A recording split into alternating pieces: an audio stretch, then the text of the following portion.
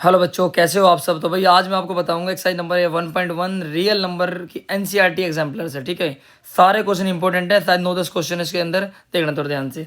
कहता है कि जी फोर सम इंटीजर एम कोई एम में है इंटीजर, ये पॉजिटिव भी हो सकता है नेगेटिव भी। Every even integer is of form. भाई इवन इंटीजर के केस में आपको क्या काम करना है, आपको ये वाला जो इसका करेक्ट आंसर होगा वो होगा 2m, क्योंकि 2 की आप किसी से मल्टीप्लाई कर लो हमेशा आपको कैसा मिलेगा, इवन इंटीजर मिलेगा। ठीक है ना। सेकंड वाला कहता है जी for some integer q every odd integer is of the form.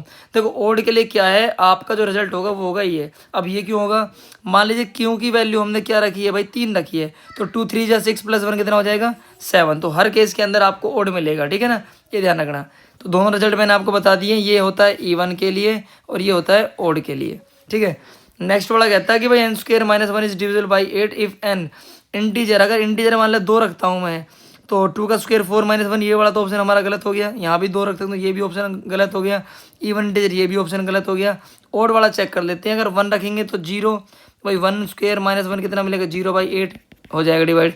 अगर 3 रखता हूँ तो 3 का स्क्वायर - 1 डिवाइड बाई 8 यानी कि कितना मिलेगा 8/8, ये भी हो जाएगा। 5 रखता हूँ, 5 का स्क्वायर 25, 25 - 1 24, ये भी हमारा हो जाएगा। ठीक है ना। तो हमारा जो करेक्ट आंसर होगा वो होगा ऑप्शन नंबर सी। अब कहता है if the HCF of 65 and 117 is expressible in the form of, भाई एचसीएफ इन दोनों का जो एचसीएफ आएगा वो आएगा 13। ठीक है जी।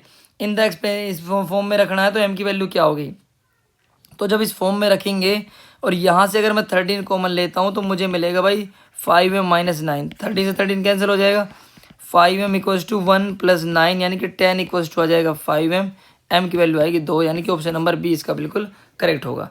लिविंग रिमाइंडर 5 छोड़ना भाई। देखो 7 में 70 से 5 माइनस करोगे तो मिलेगा 65, 125 से 8 माइनस करोगे तो मिलेगा भाई आपका 117।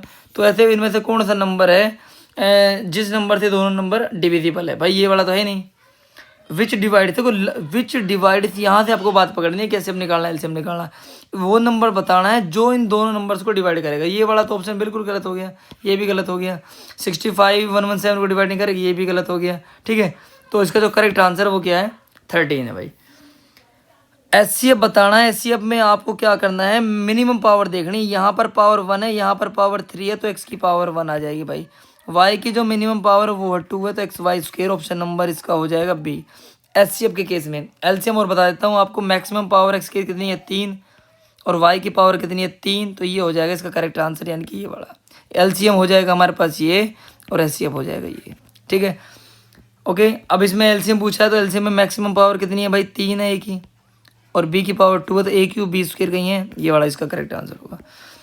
The product of a non zero rational number and irrational number, भाई नॉन जीरो रेशनल नंबर मान लीजिए हमने मान लिया 7 और इरेशनल मान लिया हमने √7, तो हमेशा आपको मिलेगा 7√7। तो ये भी नंबर हमारे पास क्या हो जाएगा, ऑलवेज इरेशनल। ठीक है।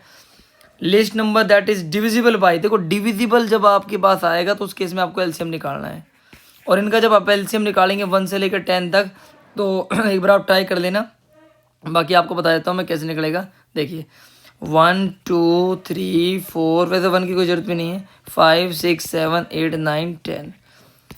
आप इसे किसी भी नंबर से निकाल लीजिए, मान लीजिए 2 से कर लेते हैं। ये 1 आएगा, ये 1, ये 3, ये 2 आएगा, ये 5, ये 3, ये 7 आएगा, ये 4 आएगा, ये 9 आएगा, ये 5 आएगा, फिर भी 2 से हो जाएगा। तो ठीक है, हम इसको बाद में करेंगे। 3 से चेक कर लेते हैं। 3 से करेंगे तो ये 1 1 1 2 5 1। जब आपको अलग करना वैसे करना हो तो भाई सीक्वेंस वाइज करना। ठीक है ना। ये 7, ये 4, ये 3 और ये 5, फिर अब 5 से कर लेते हैं। 5 1 1 1 2 1 1 7 4 3 1। तो भाई 2 3 जा या 5 2 जा 10, 10 3 जा 30, 30 तो आ गया ये। यहाँ से कितना बचेगा 2, यहाँ से कितना बचा है ये कितना था, हाँ जी ये था हमारे पास 7, अब ये था हमारे पास 4, ये था हमारे पास 3। तो भाई यहाँ से मिलेगा आपके पास 3 2 जा 6, 6 4 जा 24, 24 3 जा 72, 72 × 7 5040। तो इसका करेक्ट आंसर, अच्छा ऐसा ऑप्शन ही नहीं है तो मतलब कहीं गड़बड़ हो गई है। सुनो, कुछ सारे नंबर हमने 5 2 जा 10, 10 3 जा 30।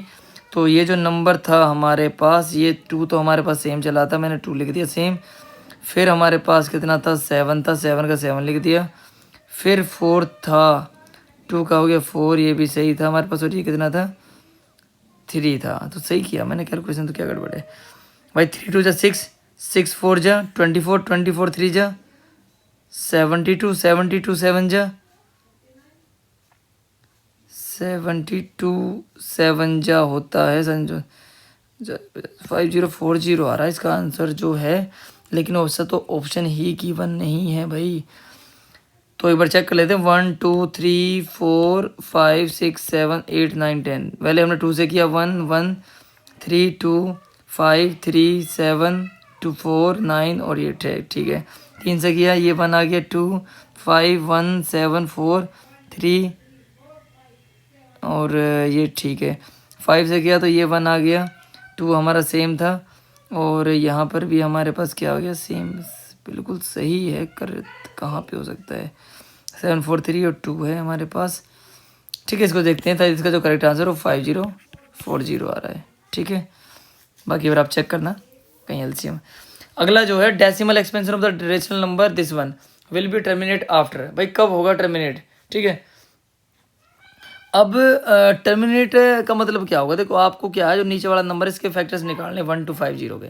भाई 1 2 5 0 को मैं कितना लिख दूँ, अगर यहाँ से लिखूँगा तो ये आएगा हमारे पास 65, ये आएगा 5 से 125, फिर 25, फिर 5 से फिर 5, तो ये हमारे पास ठीक है 5 की पावर 4, 2 की पावर। तो इसमें चेक ये करना कि जो हमारे पास नंबर है उसकी मैक्सिमम पावर कितनी है। भाई 4 है तो 4 डेसिमल बाद आएगा, इसका जो करेक्ट आंसर होगा वो क्या होगा 4 डेसिमल।